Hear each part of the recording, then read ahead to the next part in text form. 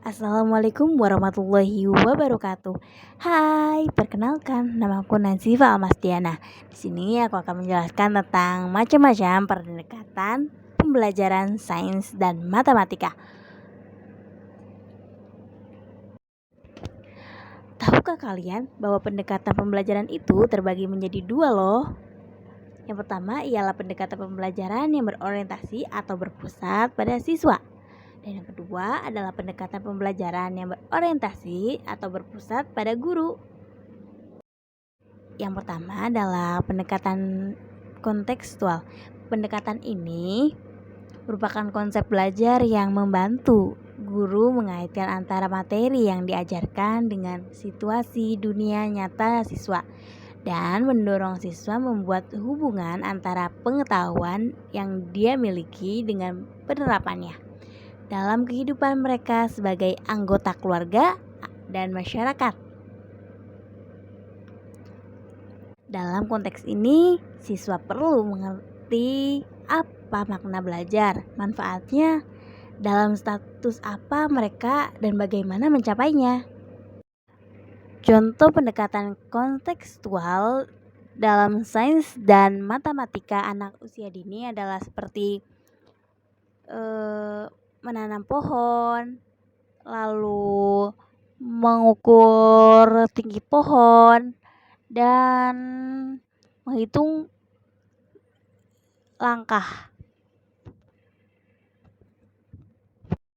Yang kedua adalah pendekatan konstruktivisme. Pendekatan ini sangat penting dalam peningkatan dan perkembangan pengetahuan yang dimiliki oleh anak, berupa keterampilan dasar yang dapat diperlukan dalam perkembangan diri, baik dalam lingkungan maupun sekolah. Dalam pendekatan ini, peran guru hanya sebagai pembimbing dan pengajar dalam kegiatan pembelajaran. Oleh karena itu, guru lebih mengutamakan kekreativitasan anak dan memberikan kesempatan kepada siswa untuk menyalurkan ide-ide baru yang sesuai dengan materi yang disajikan untuk meningkatkan kemampuan siswa secara pribadi. Contoh pendekatan yang kedua adalah seperti anak-anak usia dini dibebaskan untuk mencari tentang pohon, macam-macam pohon, bentuk pohon. Yang ketiga adalah pendekatan deduktif.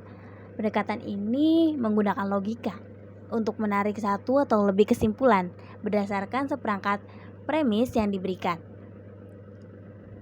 Pendekatan deduktif merupakan proses penalaran yang bermula dari keadaan umum, keadaan khusus sebagai pendekatan pengajaran yang bermula dengan menyajikan aturan, prinsip umum, dan diikuti dengan contoh-contoh khusus atau penerapan aturan prinsip umum dalam keadaan khusus.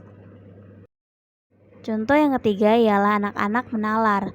Oh, ternyata pohon itu tinggi ya. Oh, ternyata pohon itu harus diberi air.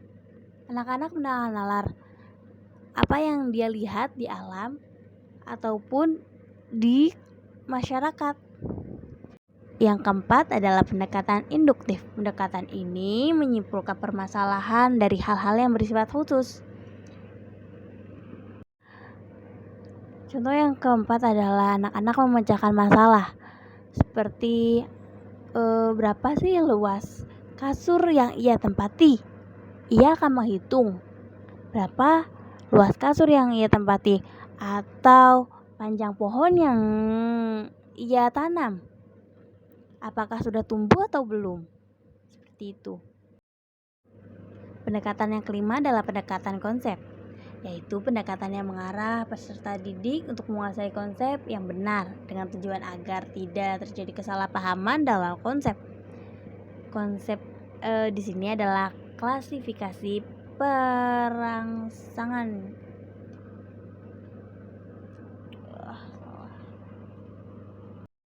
Pendekatan konsep dalam sains dan matematika mengajarkan secara tidak langsung, menyajikan konsep tanpa memberitahu dan memberi kesempatan untuk anak-anak usia dini untuk mengetahui dari mana dari mana rumus tersebut atau dari mana konsep tersebut. Jadi anak-anak tidak diberi kesempatan untuk menghayati bagaimana konsep itu diperoleh.